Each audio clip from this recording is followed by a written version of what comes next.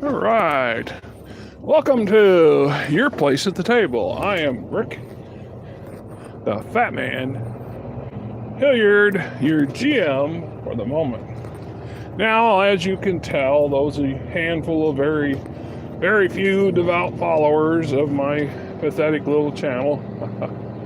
Yet, I am still blathering on about play-by-post and D&D Beyond's platform, which, if anybody else knows of another platform that's similar to D&D Beyond, that offers a good, conducive environment for play-by-post, including a recruitment system, please, by all means, drop a comment below.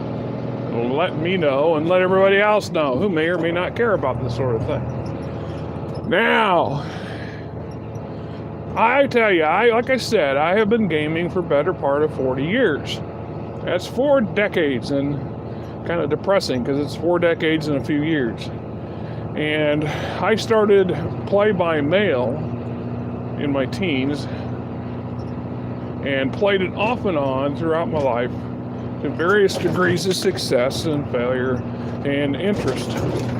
One of the common thread mistakes I discovered with a lot of commercial play-by-mail is that it's really limited to what you can do. A lot of those programs were written in the 70s and early 80s to be ran off of DOS or base Windows and have never been updated or other than to keep the coding fresh enough to run on the newer systems. The content's the same. You really have a limited amount of movement, a limited amount of interaction between you and any other players. And in part because play-by-mail was much longer and harder to do. You had, in many cases, you had a choice of once a month or once every couple of weeks, once a week if you were willing to pay the extra couple bucks for the speedy turnaround. And back when that was about all there was, option-wise, well, you took what you could get. Now, so far, I noticed that this particular video ain't flashing all over the place like the last one was. Kind of buggered me a little bit what was going on there. There's some flickering going on, okay, but not like it was. We'll see how that pans out. I am, once again, running all over God's creation. It's been a very odd day. It started out very nice. The early morning hours to noon, it was in the 30s with the sun shining and almost no wind. And what wind we had was out of the southwest, so it was a warm wind, and we got a lot of stuff melted. And it was nice enough that I took my coat off and was operating with just my jacket. And in many cases, the jacket was zipped open, and I had the door hanging open when I was parked to enjoy the weather. Then about noon, the clouds moved in, the sun hit its face, and the temperature started dropping, and the wind did a 180-degree turn and started coming out of the northwest and drove that temperature even further down in the wind chills.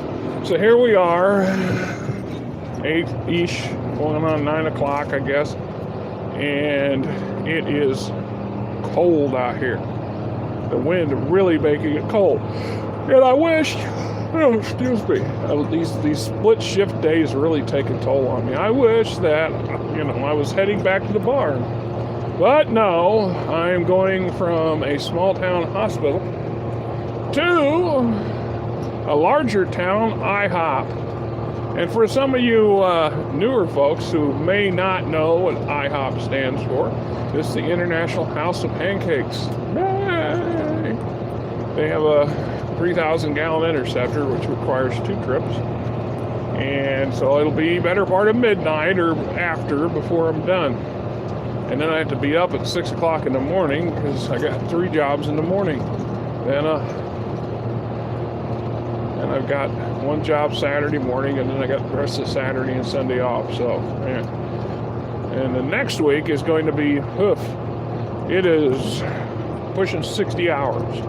as long as the weather holds, we're going to make up for some of them we couldn't get to the last 2 weeks. And it makes for a nice fat check for me, but a really hectic schedule, especially a couple long overnights with some sidebar stuff in between, or on either end of it, to make it even more. Not like a 15 to 16 hour day, all right? Anyway, now, I haven't been playing play-by-post for long enough on D&D Beyond to really be criticizing anybody, but looking at some of the posts that are on there, like I said, I noticed some that just, they have an open house policy. People come, people go. I shudder to think of how much of a free-for-all that really is. I think they miss out on a lot of things. It's a mistake to have too many players. It's just no different at the game table. You're sitting at the game table, you know, if you've got 4 to 6 players, you've got a good sized rounded group. More than 6, you're asking for problems. You're asking for a little too much out of everybody. That's assuming, of course, you even have the room for everybody to be comfortable at the table, and not having somebody sitting off to the, or more than one somebody sitting off to the side of the table, or everybody backsides and elbows, right? I'm tired, so my language tends to slide a hair. I try to control that, but not always successful, especially in moments of agitation and stress. Last night I dodged no less than 6 deer. One of the deer, the first one I saw, was nothing but a torso on the middle of the highway, and it was a big one, and it was straddling the center line of a 2-lane highway, and I was grateful that I was just hair off or far enough not to bump over top of it, because that would have been gruesome at best. And I have no idea who hit it, and I pity him. And then I had one that got caught on video, but I don't think it came through visually wise, that came out of nowhere, shot right in front of the truck and banked to the right like a gazelle, or to the left like a gazelle, and basically flung itself around the edge of the POS here and managed to avoid committing suicide by grease. The rest of them, well, they ran across, but I was able to spot them in the distance, milling about on the side, and slowed down and laid on the horn. I find that the horn helps to deter some of these critters. At least makes them aware that I'm there and that they should think twice before this big, ugly, gray, white thing comes rolling out of the darkness at them. Perhaps that they want to be somewhere else. And there was one cow on the side of the highway, which, like I said, I don't think it was supposed to be there. I think it wandered out of its enclosure somewhere. Fortunately, there wasn't 20 of them and half of them on the road. That would have been a very interesting situation, and I'm glad I didn't have to deal with one of those. I have, back in the day, I was driving my car at the time, and there's a car in a ditch, and that one looks fairly fresh. It does not have snow on it, and the tracks look like they're fairly fresh. Of course, that could be deceptive because we did have some warm weather this morning. I know we have to be cautious because the wind's blowing, so it's blowing snow across the highway. This particular highway runs at an angle to the wind, so the DOT was just out here a half hour, 40 minutes ago, salting and scraping like they usually do. So there's some fresh salt out here. Still want to be cautious because I don't want to be in the ditch. I want to finish the night's work and go home so I can get on with tomorrow's work and get on with the rest of the weekend. Yeah, right, weekend. For me, that's hit or miss, as I've said. So, like I said, in play-by-mail, some of those problems is having too many people. Another one is not having a plan. I mean, we see that at the game table where you get a game master comes in. Dungeon Master Fred has got a plan. His plan is to wing it and let everybody else basically call the shots. You want to go do what? Yeah, sure. Throw a dice. You're going to do what? Yeah, sure. Throw some dice. And that may work for some people and may not work for some people. And I don't like it myself anymore. I used to care less. I'd like to sit at the table and play, and I've gotten older and pickier. I don't know. Maybe that's failure on my part, one of many. I seem to fail at pretty much everything that holds up to other people's standards somehow. You know, sorry there, Grumpy Cat. I am convinced for some reason you have locked my responses out of your website and your material. And I don't honestly know why. You know, OMG. I really don't. Other than the occasional Grumpy Cat response, I have been very positive and supportive of your endeavors, and have enjoyed a number of your videos, although I don't watch them anymore. If I cannot like them and I cannot comment on them, I don't see the value of watching them. So, for those of you out there, keep that in mind. This fella's got a grudge for some reason. You know, I acknowledge the fact you can't like everybody, and everybody is not going to like you. That is part of life. But, you know, sometimes being an adult, you know, OMG, being an adult, by the way, is, you know, reminding yourself that you're not the pinnacle of everything. And the last time I checked, you really don't have that many more subscribers than me. So go sit on your duck and quack it, friend. I'm just saying. Other than that, I enjoyed some of your videos when I used to watch them. Yeah. You don't watch my crap. I think once or twice I got a comment out of you, but it was very rare, and I'm sure it was reluctant for some reason. Well, you know, anyway.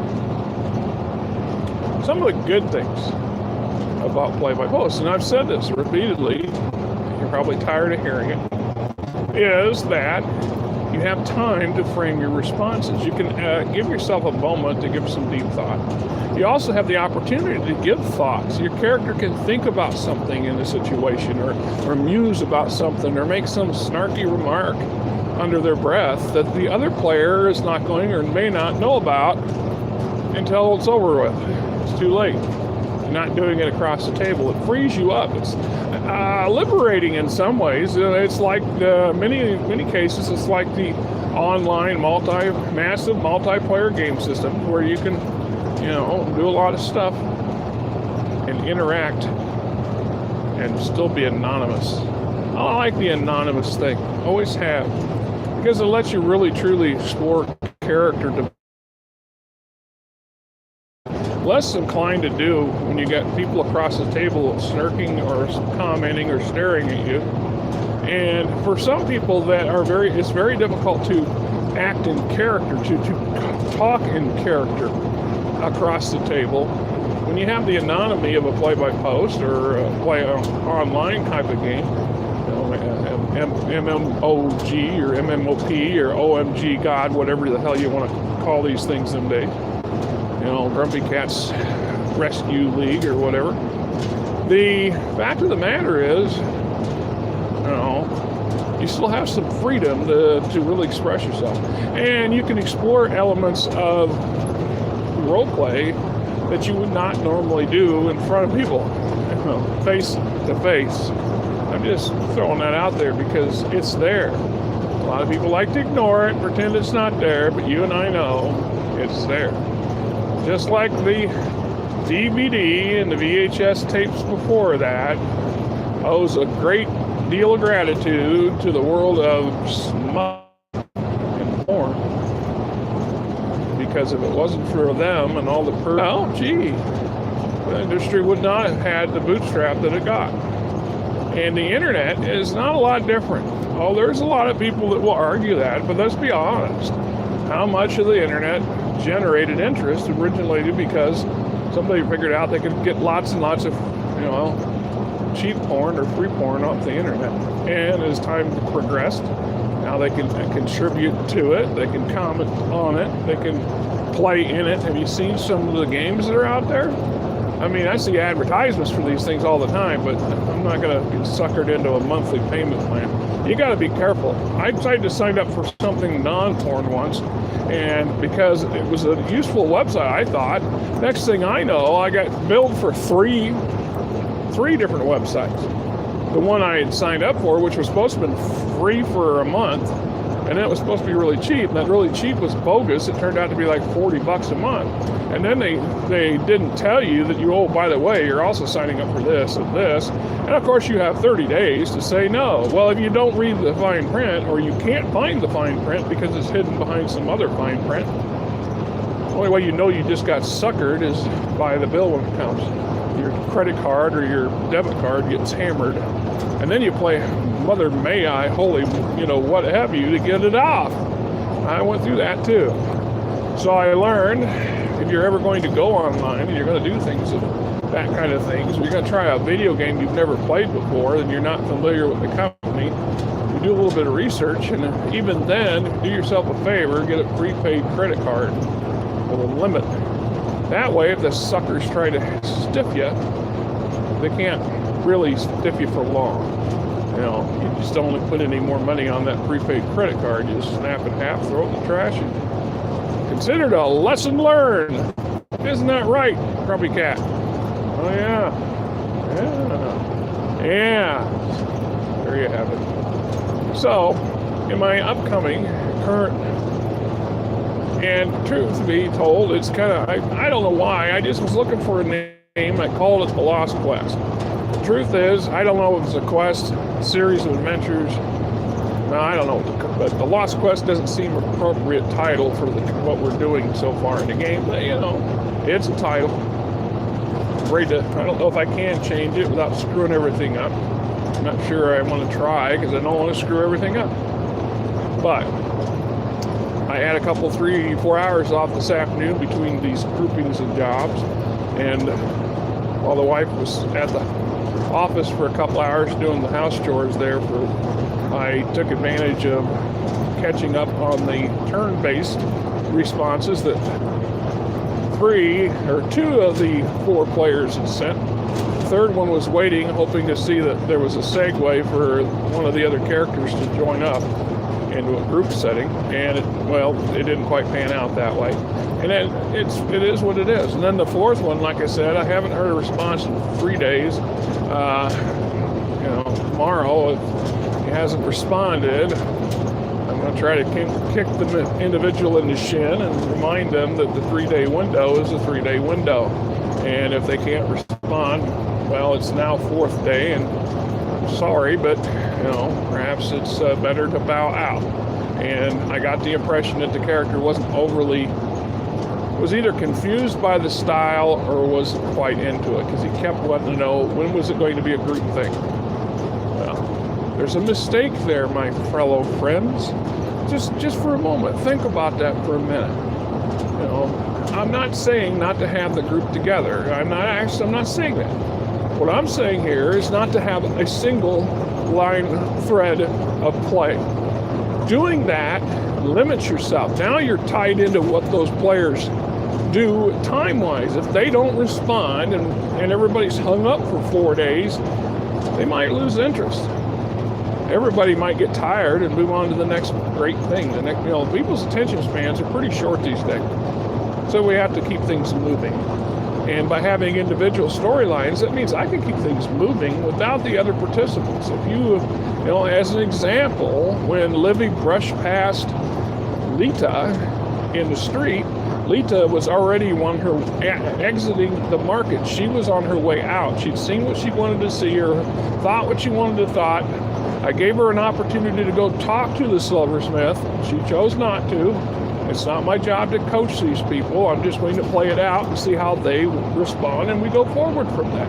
So Lita, true to her current style of play, her current persona, bugged out. She left. She went on with her morning routine.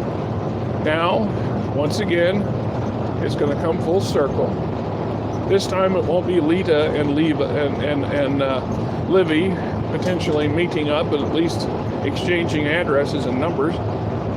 It will be Mordassi, our half-orc bounty hunter, and Lita, because our half-orc bounty hunter, his bounty just took an arrow to the back and it's bleeding. So it was a good shot, by a professional archer who was much higher level than the player, and perhaps, the NPC, though we will not know. So Mord has to make the decision to respond by taking. First off, he realizes there's no payday if this guy dies. He understands that. Now he also realizes, even though he's not very experienced at it, he's been in the fighting pits. He's done a little bit of training. He understands that this guy's got a wound that's immortal if he doesn't get tended to by somebody who knows what they're doing. And the fact he's oozing blood says the clock's ticking. And Mord also recognizes that taking this guy to the temple is not probably a good idea, because then the authorities are going to hear about it. And taking him to one of the official houses of healing, or the Healers Guild, the same problem. They're not going to keep on the low. So he needs to find somebody who's a shadow doc, if you will, somebody who works below the table or off the radar, or somebody who's naive enough and overly generous and willing to treat everybody and anybody and not ever ask a question. And of course, he does not know Lita, but Hedera, our NPC that Mord is trying to now keep alive, so he can still collect a bounty at the end of the day, go through all this hassle and not potentially get black marked in the city and not get paid for it. Well, that'd just be rude. So Mord wants to get paid. Now that's a true bounty hunter, a true mercenary. Gotta love it. So, excuse me with that. Got me a little soda going on in here. Or what we call here in the Midwest, pop. P-O-P. Soda's soda water. Pop is pop, and I don't know why. But it's Pepsi. Anyway, Mord has to make that decision. So I said in my head, Hedera being somebody of interest, and Mord's getting suspicious about this. He actually gets utterly frustrated when the archer steps off and shoots him. An archer steps out of nowhere and puts an arrow in this guy's back. And almost hits him. That's the thing. It was a near miss. Almost hits him. At least it appeared to be that way. And I'll keep that in mind for a minute, because we'll get to that here. Because that's another positive that you can do in a play-by-post much more successfully than you can do at a table. And I've done this at the table, and I've done it a lot. And unfortunately, and more often than not, I get players it just goes over their head, or under the table, or just completely buggers their brain. They don't know for sure just what to make of it. But, so Hedera goes and says, I heard a rumor, I know of somebody who can help, who will help, and don't ask questions, and don't cost a lot. Actually, we'll do it for free. Not that he says that. And then he explains it's this young, barely out of her urchindom wannabe street doctor who lives in the poorest of the poor section and turns nobody away, and probably would be the last person anybody of authority would think of to go look for if they're trying to track down a wounded fugitive. So now we'll see how the player handles this current given situation. He's got to get this guy across the city and find out, hope our little Lita's home, and help save this guy's life. And then we'll go from there. We'll see how that goes. What we got here.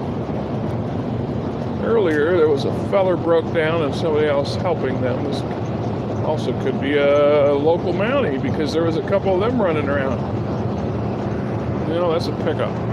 Which doesn't mean anything, because both the county sheriff's department and the Iowa State Patrol, I have noticed, operates pickups these days.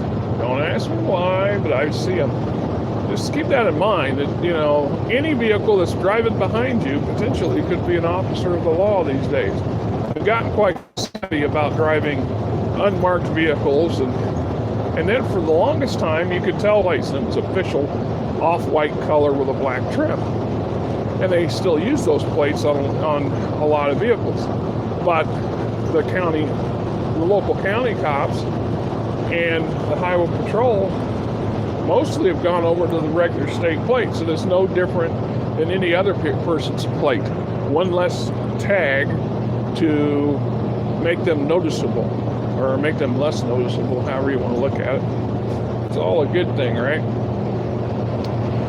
Get up this hill. So, what I had an opportunity was, I had a couple hours after I caught up Lita's story and Mord's story.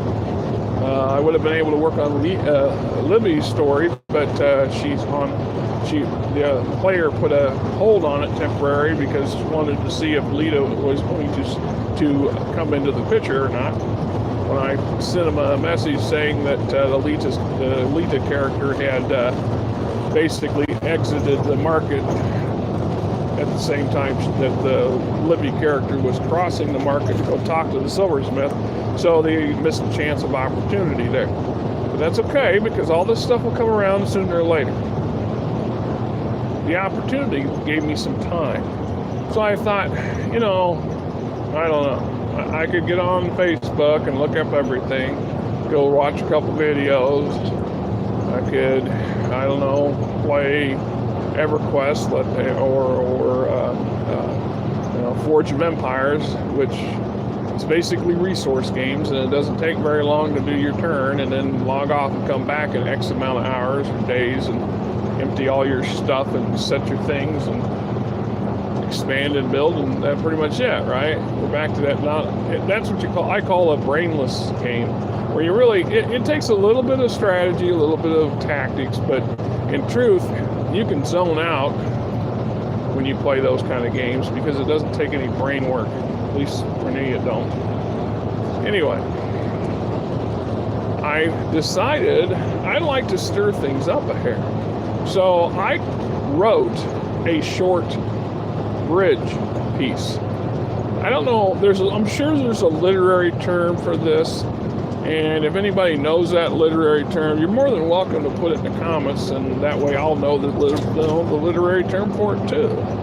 But the situation at the H-Star was quite interesting when it played out, and we had 3 NPCs, Belina from Libby's storyline, and actually there was 4 or 5 if you add Amlak and his sergeant, but those 2 characters left the bar in pursuit of Mord and the wounded Hedera. So when we got to after everybody left, Firehair, this Drow mercenary, for whatever reasons, is involved somewhat, and Stax. That kind of sounds like somebody from Star Wars, but anyway, that's the name That's the name of the bar owner from the H-Star, straight out of the Tarantus game book. So stick with it. And Belina, basically have a kibitz at the bar about, what exactly did we just try to accomplish? I hate these lights when they do this. Because if I had to slam on my brakes, I'd have been going through the window. They turn so fast, it's not funny.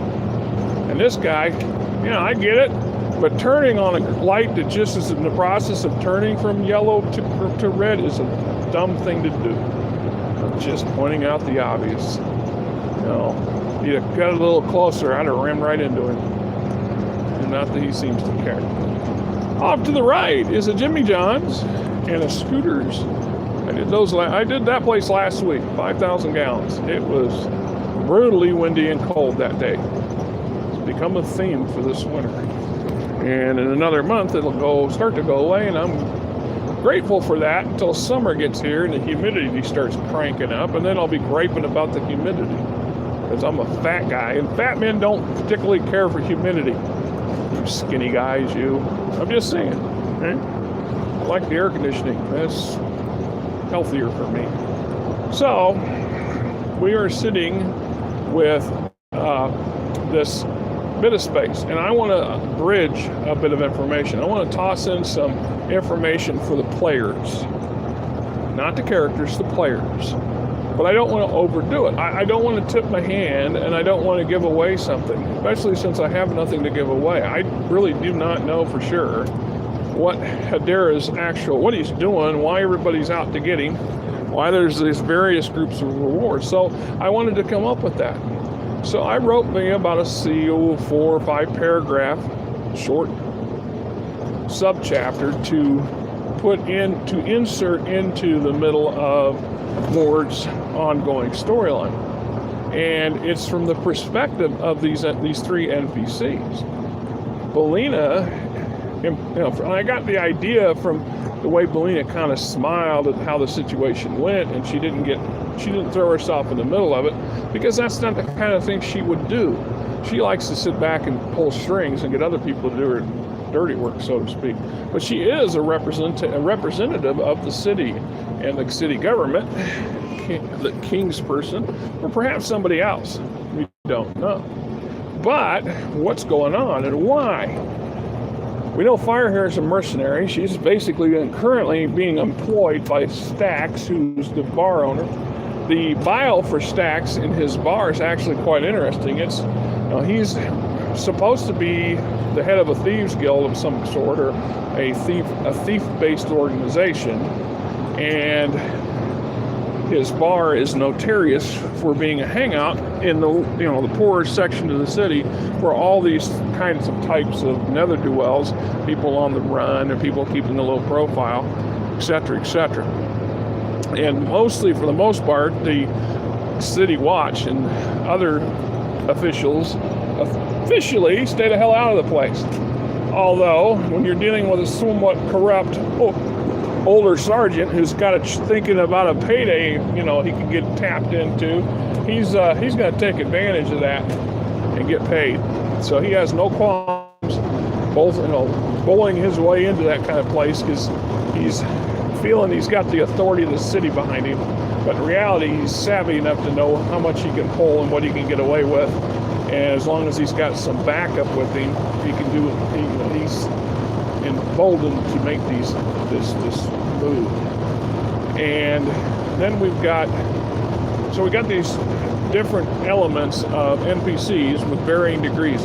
Firehair did not exist prior to this incident in the 8-star. I have a fascination with the Drow. Always have. Partly because there was a nice flash. We have a connection issue, maybe. I don't know. It still says live on the thing. I have this fascination with the Drow, and I have run a couple campaigns that are based off of them. I also have run some, everybody would call it an evil campaign, where everybody wears the black hat, not the white hat. And they have agendas, and they're not always on the same page or the same team. They're just kind of stuck together to accomplish something, or they're using each other to get whatever it is their goal is, to make sure it gets achieved. Anyway, the 3 of them have this conversation, and it kind of boils down to this. It says in Tyrannus's source book, and this is 2 books, 2 of the old-fashioned paper and stapled together game books from the 70s or early 80s, mid 80s.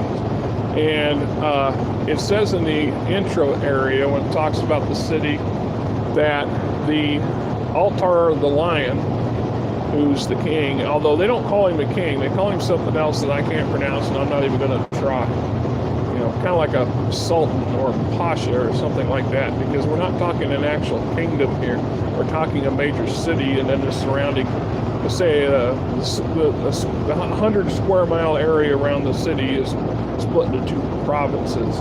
But for all intents and purposes, it's a mini kingdom, if we want to go that route. So he has this city council, or this council of advisors, Each one's a sort of a minister, and it handles different elements of the government, or the city operations, the defense, etc., etc. So, in the story, the chief advisor has a name, and it's Monarch. Yeah, and I know it's not spelled the same way, but it sounds the same way. Monarch the Cunning.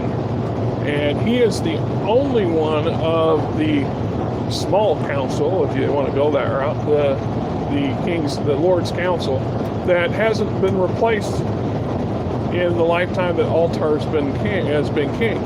Altar is a bit of a paranoid nut, and which is not uncommon amongst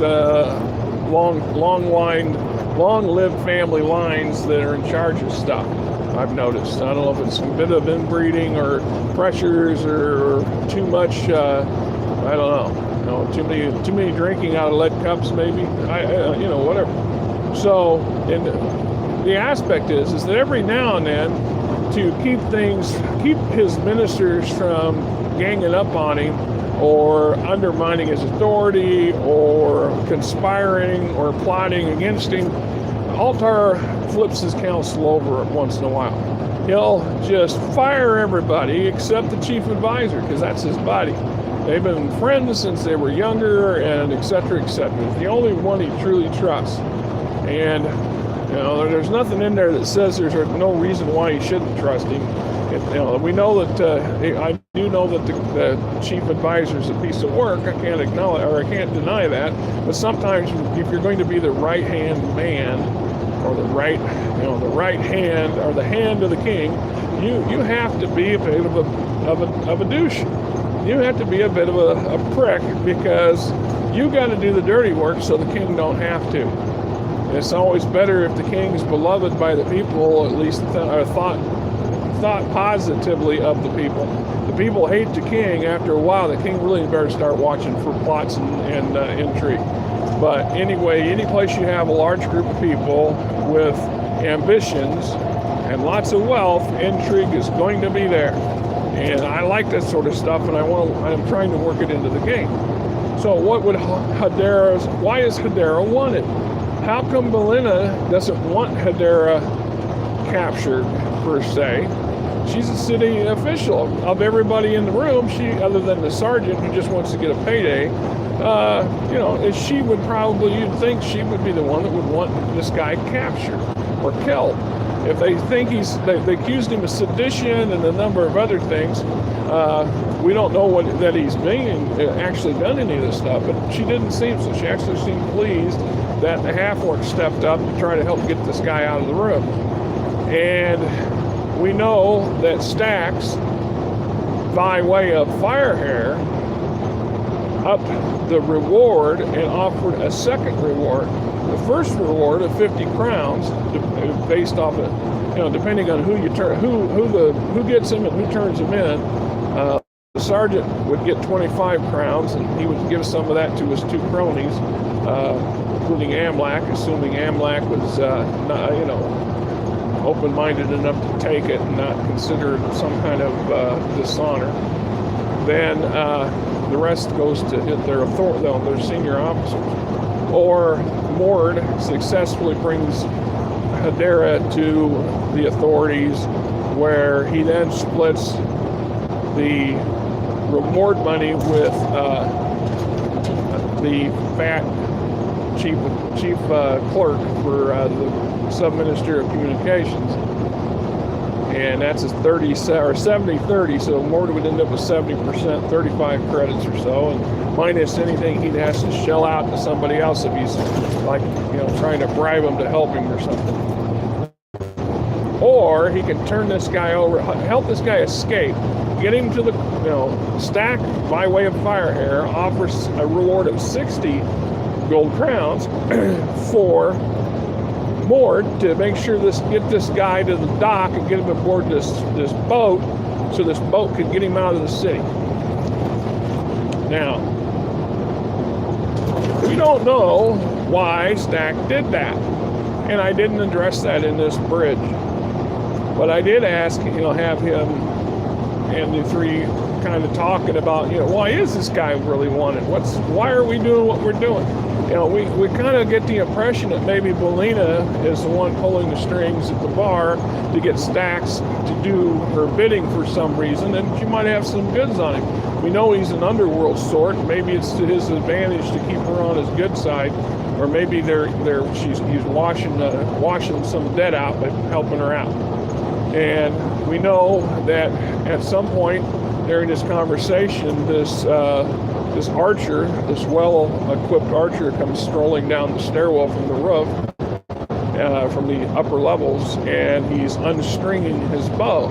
So now I've quietly, conveniently wrapped up this. Where did this lone archer on the roof come from, and why? Well, we know why now. The players will know why, though the characters will not. And we now know that there's some turmoil in the upper levels of the city, and that the rumors are, Belina is hearing rumors that potentially there's going to be a shakeup, that Altar the Lion is getting itchy or froggy about his current small council, and is intending to fire all of them, or put all of them on fire, execute some. Who knows? We won't know yet exactly, because obviously there's some stuff going on. And that the number 2 most important person in the city, outside of the chief advisor, Altar's buddy, and Altar himself, is the head sage. Now, we all can look up sage and get an idea that sage is not always what, in some aspects it's a learned man, somebody who's, going to provide knowledge and information to his superior or his employer or what have you, or the public, or whoever can afford to pay for it. But it also can be a wizard, a magic user of significant power. So, and that would make sense that you're going to have a ministry of magic, if you will, the magic users in the city and what they're up to, and various wizard schools and what have you, and all the assorted things that go into that category.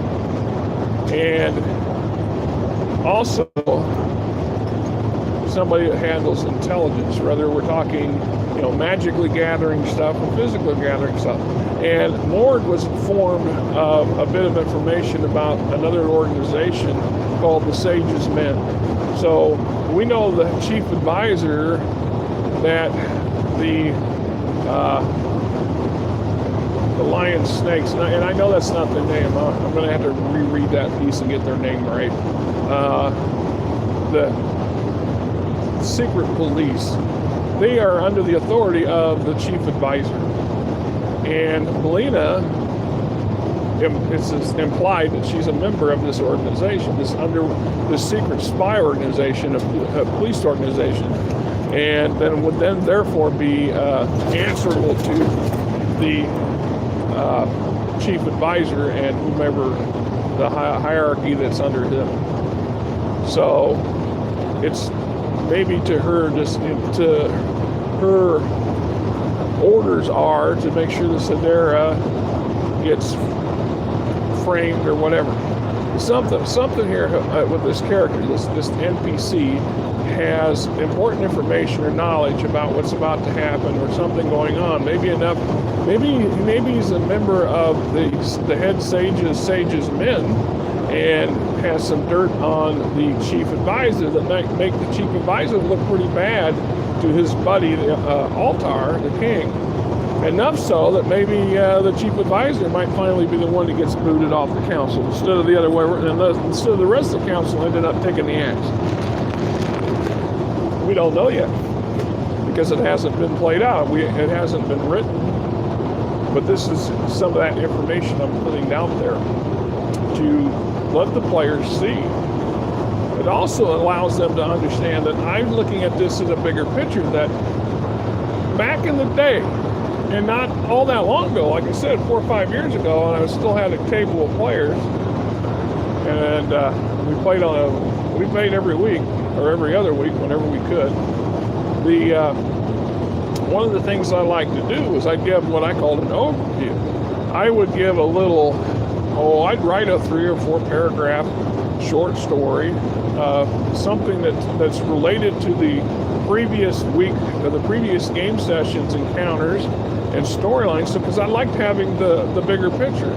So why are these guys out here doing what they're doing? Why are they adventuring? Why are they looking for this MacGuffin? In this case, why are these guys chasing? Why is Lita so obsessed with this House of Healing, even though we know it's a hideout for some vampires now? No, she doesn't know that. Why is Livy so interested in these missing people? Are they tied in with the vampires? Are they tied in with this Hedera and his, the organization he represents or is involved with? We don't know yet. That's one of those things that has yet to be played out. So I want to toss some of those ideas out there so they're not totally blind, that they have a little bit of information more than what the individual has, and that the players have more information than what the characters do. Because you kind of want that. That's a common mistake in a lot of games that I've been in. If you got a GM that he caters to the players, or she caters to the players, which is fine. But if you want a more in-depth, more immersive environment, you want to use the environment. You want to use more than just the current adventure. You want these things to have some meaning and some value. By doing a layer of stuff above these characters that may or may not directly, ideally it's connected to them in some manner, that what they're doing matters, that somehow this is influencing something larger than themselves. So I do that by having these, like I said, this little spiel that I'll read out at the beginning of every session. Or sometimes I'll have 2 or 3 of them where I'll be in the middle of a session and I will then update it so everybody can see what's going on the larger picture. And I've just posted that on the open posting for everybody to read, and we'll see how their reactions to that is. Oh yeah, I love how some of these work and some of these don't work. And there's a nice pot. So we're coming up 48 minutes, and there's the IHOP. Actually, it's down here further than the sign implies. And I'm going to get out here and start freezing my butt off again and do what I need to do. So, until next time, enjoy your evening. Stay warm, my friends. Stay warm.